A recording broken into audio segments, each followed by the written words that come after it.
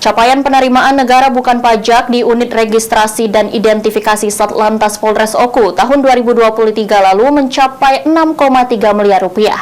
Jumlah tersebut telah melebihi target yang sudah ditentukan Polda Sumatera Selatan. Penerimaan negara bukan pajak atau PNBP pada Satlantas Polres Oku tahun 2023 lalu melampaui target sekitar 0,8% di angka 6,3 miliar rupiah. Penerimaan tersebut meliputi penerimaan perpanjangan STNK, perpanjangan TNKB, dan pendapatan lainnya yang tergabung pada Samsat Oku 1. Sebelumnya, penerimaan di sektor pajak kendaraan pada UPTB Samsat Oku 1 juga melampaui target, yakni di angka 33 miliar dari target 31 miliar rupiah. Sedangkan untuk bea balik nama kendaraan bermotor mencapai 27 miliar lebih atau over target 0,8%.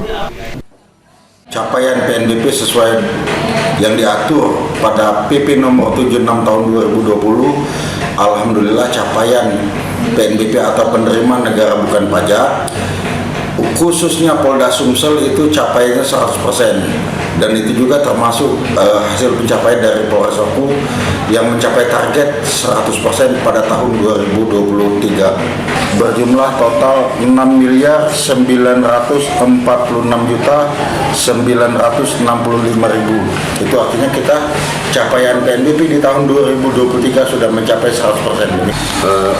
Alhamdulillah